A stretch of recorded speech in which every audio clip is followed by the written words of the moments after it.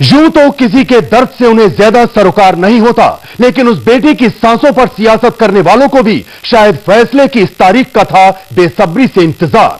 अदालत से पहले हर किसी ने हैवानों के लिए सजा की मांग की, और वो भी एक सुर में। जरा ये सुनते हैं सियासतदानों के अल्फाज, जिसमें भी है सिर्फ और सिर्फ दर्द।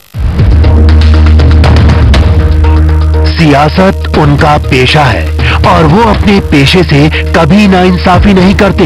बेशक किसी की बर्बादी पर, बेशक किसी की तबाही पर, बेशक किसी के जख्मों पर, या फिर किसी की मौत पर। जब कभी सियासी तासीर सियासत का न्योता देती है, शायद तभी इन सियासतदानों को जनता के दर्द से दो चार होने की फुर्सत मिलती है। दिल्ली की दहलीज पर एक बेटी हैवानों के हाथों सताई गई। सियासत के शातिर खिलाड़ियों को उनके दर्द से कोई सरोकार नहीं रहा, लेकिन जैसे ही उस बेटी के दर्द को आवाम ने महसूस किया, इंसाफ की मशाल थामे हाथ जब तक सैकड़ों की संख्या में रहे, तब तक सियासतदान चुप बैठे रहे। लेकिन जैसे ही ये तादाद हजारों और लाखों तक पहुंची, हमारे और आपके बेशर्म रहनुमा अपने बिल से निकले और फिर यूं बिलबिलाते नजर आए जैसे उनसे बड़ा आवाम का रहनुमा कोई हो ही नहीं सकता। और ये घटना जो हुई है, कुछ दिनों तक अल्फाजों के तरकश के तीर निकलते रहे, निशाना साधा जाता रहा, लेकिन वक्त के साथ जैसे ही आवाम ने अपने घरों का रुख किया, सियासतदानों के अल्फाज फिर से खामोश पड़ गए। पर 8 महीने के विराम के बाद एक बार फिर सियासी तासीर ने उन्हें नींद से जगाया और शायद ये कहा कि मौका मिला है, हाथ से मत जाने दो। फिर सबसे पहले बोल पड़े देश के गृह मंत्री साहब।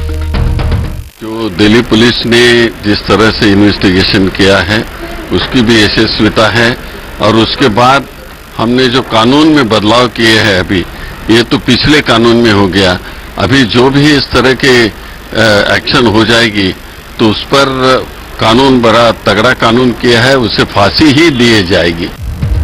अब सत्ता में काबिज मंत्री ने आवाम से कहा हो कि हम साथ साथ हैं, फिर भला विपक्ष कैसे चुप रह सकता था। जो 5वें को कम सजा दी, उसी से हम दुखी हैं। इसलिए इन चारों को तो निश्चित तौर पे फांसी की सजा होनी चाहिए, क्योंकि आरोप इतना जघन्य है। और दोनों हो गए, अब तो गैंगरेप के साथ हत्या भी हो गई, तो रेप और हत्या में फांसी का प्रावधान हो, इसके लिए कानून भी पारित हो गया। तो नए कानून के तहत ये पहला केस होगा जिसमें फांसी की सजा दी जाए। और मैंने तो इस बार भी लोकसभा में कहा था कि अगर इन 4 लोगों को फांसी की सजा हो जाएगी तो एक मॉडल बन जाएगा, और ये जो बलात्कारों की एक बाढ़ आ गई है वो रुकेगी। अब जरा इनकी सुनिए। मौके की नजाकत शायद इन्हें भी बखूबी समझ में आती है, शायद तभी वाजिब मौके पर ही नजर आती हैं। मुझे इस बात की तसल्ली है कि तमाम उन लोगों को जो पकड़े गए थे अपराधी पाया गया है, और मैं इस उम्मीद में हूं कि कल जब सजा उनको बताई जाएगी वो ऐसी सजा हो कि दूसरे काम पे सजा सुनकर। ये वो नेता हैं जो इस बात पर मुआवजा भी तय करते हैं कि किसी के जख्म की टीस कितनी बार मीडिया ने महसूस की, यानी कि खबर के मुताबिक किसी के दर्द का अंदाजा लगाने वाले राजनेता कैसे चुप बैठते जब पूरा मुल्क इंसाफ के लिए एक सुर में बोल रहा था। इस प्रकार के जो हजारों की तादाद में जो महिलाएं और बच्चे अन्याय के लिए इंतजार कर रहे हैं, अपनी केस जब होता है उनके ऊपर, तो दूसरे लोग केसों पर भी इसका असर पड़े, हम ये चाहते हैं। 16 दिसंबर एक दिन था जब हम सब लोग सड़कों पर उतरे थे, और कई दिनों तक ये बात देश से गुस्से के द्वारा कही गई थी कि अब ये बर्दाश्त के काबिल नहीं है जो हो रहा है औरतों के साथ। और आज जो फैसला आया है, इससे मुझे लगता है कि पूरे देश में एक संदेश गया है कि इस तरह के अपराधों को बर्दाश्त नहीं किया जाएगा। और दूसरी तरफ महिलाओं की भी न्याय के प्रति आस्था बढ़ी है। आवाम चाहती है हैवानों को सजाए मौत मिले। अदालत ने भी आरोपियों को दोषी करार देकर अपना रुख साफ कर दिया है। इसे इंसाफ की जीत मानी जा रही है, लेकिन मुकम्मल इंसाफ अभी बाकी है।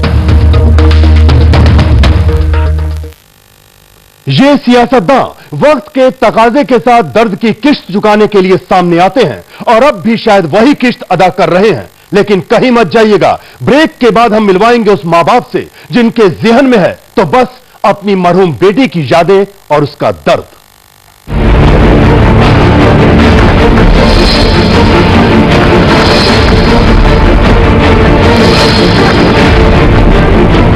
This program is co-sponsored by Hero Mileage, थोड़ा extra kilometers per liter. Time squad, युवा दिलों की धड़कन। आशीर्वाद